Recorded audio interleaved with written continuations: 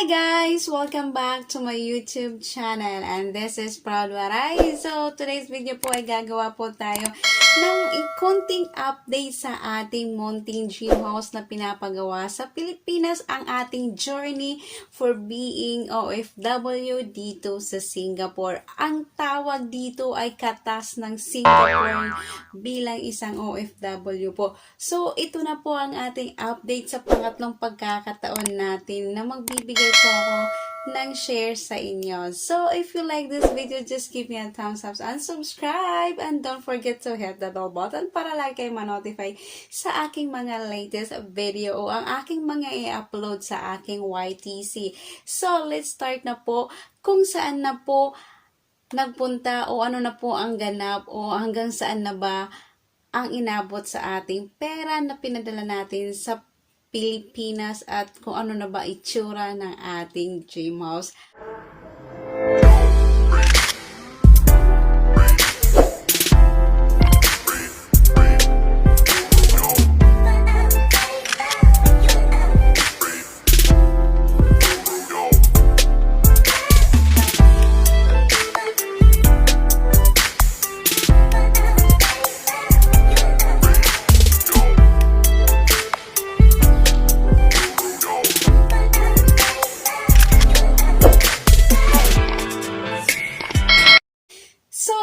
Guys, ayan na po, pag-usapan po na natin kung anong po ang mga binili sa 40,000 pesos na pera ng unang-unang pera na pinadala ko po sa mama ko. So, ay 40,000. Sa 40,000 po, ito po ang lahat ng nabili ng mama ko. Ayan po siya.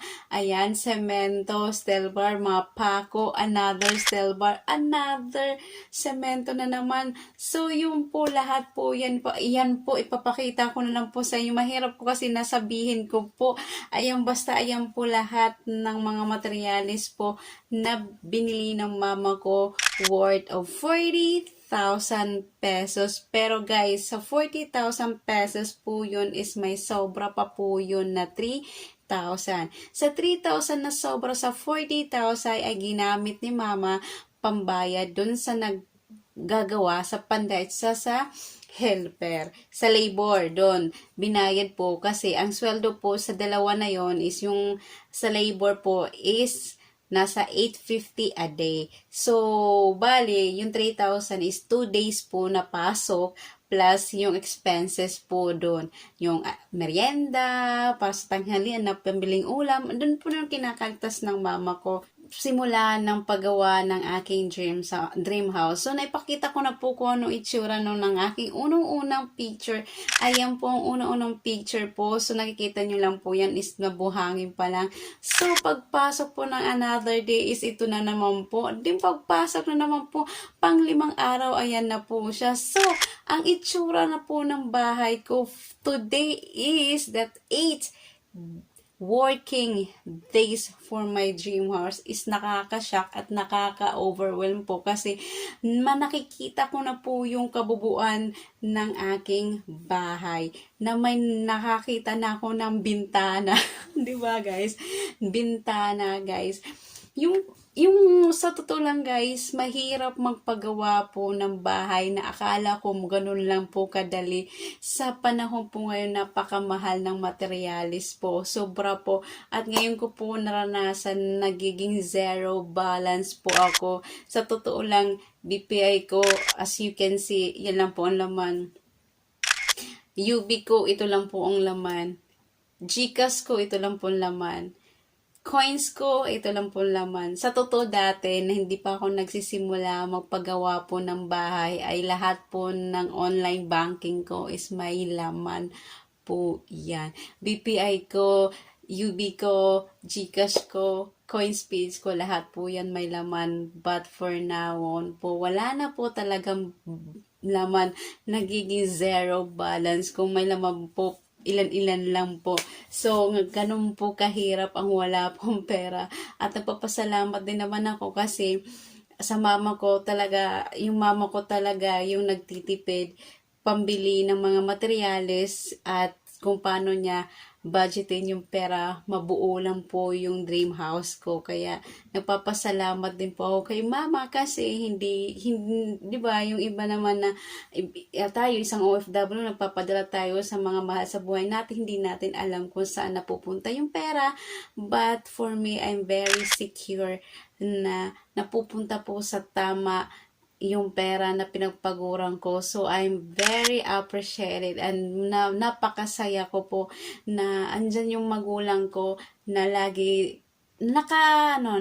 agapay o nasa likod ko lang para sa pangarap ko. Ayan, napaiyak na ako. Yung appreciate nila at yung tulong nila sa akin na kahit wala po naman po akong binibigay sa kanila, at least andyan po sila tumutulong sa sa pagpapagawa po ng bahay kasi pasalamat ako sa buong pamilya ko dahil andyan sila nakasuporta. And then, alam ko naman na andyan sila. Kasi sabi nga nila, di ba guys, kahit anong mangyari, kung anong mga struggle ng buhay mo, anong hirap man, andyan yung pamilya pa din po ang tutulong sa'yo. So, yun nga guys, pag-usapan po na natin, nagdadrama na po ako dito, naiyak na ako.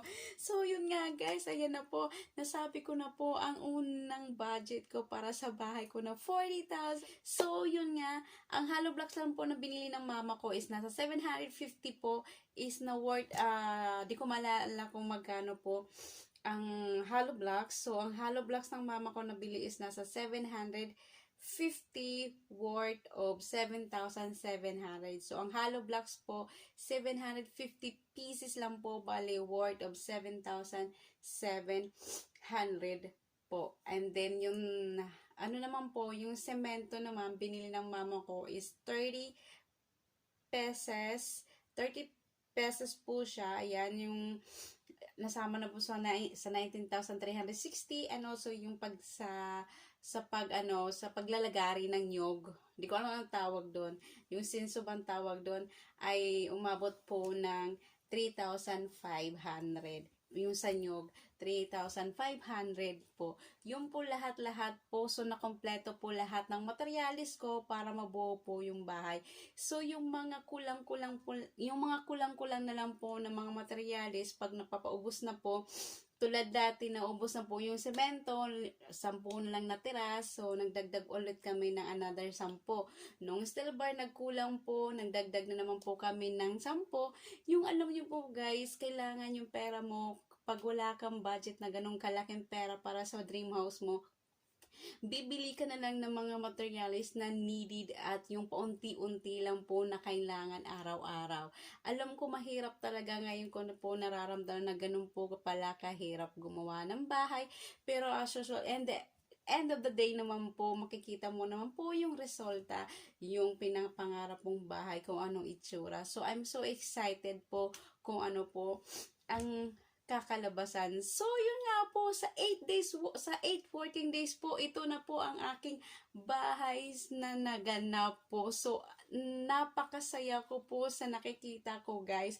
Ito na po yung bahay ko in 8 working days. Ay, tcharan! Ayan na po yung bahay ko sa 8 working days, diba? Malapit na sa katotohanan talaga, guys. Malapit na po siya sa katotohanan. As in, malapit na po siya sa katotohanan, guys, na makakamit ko na po yung tinatawag ko na this is it, this is mine, na may bahay na ako na sariling sikap na tulong ng pamilya ko kung paano ko buuin yung bahay na yun.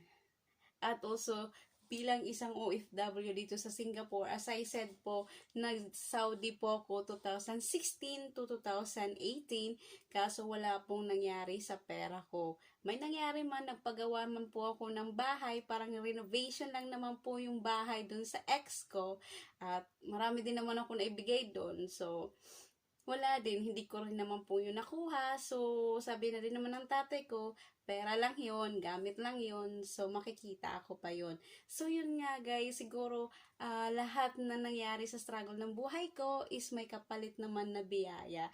So, 'di ba, kahit anong hirap ng buhay na pinagdaanan mo nung past, sa future naman is yung kapalit naman yun ay ng bonggang-bonggang-bongga. Sa totoo lang guys, kung nakikita nyo, tuwang masaya lang ako, pero deep inside talaga, marami nangyari sa buhay ko. Pero wag na natin pag-usapan yan, kasi may iyak na naman ako. So yun nga guys, wag na natin alalahanin ang mga nakaraan ng mga sasakit ng mga bagay-bagay. So, ayan, may lalabas ko na lang po yan pag once na mabuo ang bahay ko, na masasabi ko, hi guys! Ayan na po ang bahay ko, tara mag-tour!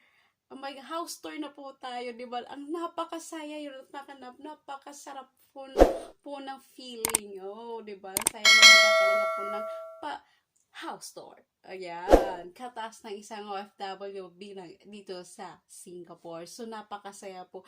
Malaking achievement ko na po yun, as in talaga. So, yun nga guys, ayan na po. Nakita nyo, ayan na po lahat ng mga 8 working days po na naganap po ng bahay ko. At maraming salamat sa lahat ng mga tumulong din sa pagbuo ng bahay ko. Always po yung mama ko, andyan po. Yung mama ko po ang tagahawak ng pera, nagbabudget sa lahat ng mga materialis kung ano po ang mga needed. Ayan. So, maraming salamat po sa mga taong nakikinig dyan. And sa mga OFW na tulad ko, ay salute you guys. Sa hirap ng buhay bilang isang OFW, hindi masarap maging isang OFW guys. Sa malayo ang pamilya, malayo ang minamahal. Marami po din nawawasak ang pamilya bilang isang OFW. Minsan kasi yung partner mo sa Pilipinas nagiging mahina, minsan din naman ang partner mo dito sa ibang bansa ay nagiging mahina. Sabi nga nila, don't judge the book by its cover. So, hindi natin pwede i-judge ang isang tao na hindi natin basta kilala. So, yun nga guys. So, mega shoutout po sa lahat ng mga nakasama ko dito sa YT po, and maraming salamat sa inyo guys. And ayan, so guys, hanggang dito na lang po, at abangan nyo po ang sa susunod kong updates kung ano na po ang mangyayari. So, pinakita ko lang po sa inyo ang aking dream house na 8 working days pa lang po siya, pero nakikita nyo naman po yung resulta. So, maraming salamat po. Ayan po siya, 8 working days pa lang po, nakita nyo na yung may bintana na siya. So, sa susunod na po na araw, buo na po yan, may beam na po at may bubong. Ay, I'm so excited pag makita ko yung bubong. Ay, may pag-iipunan ko pa po yung bubong, kasi ang bubong po natin ay nasa maabot po siya ng 17,000 plus. My God, saan ako kukuha ng 17,000 plus? Oh my God, sana makasahod ako sa white na ganun kalaking pera. So, hanggang dito na lang po guys. Maraming salamat.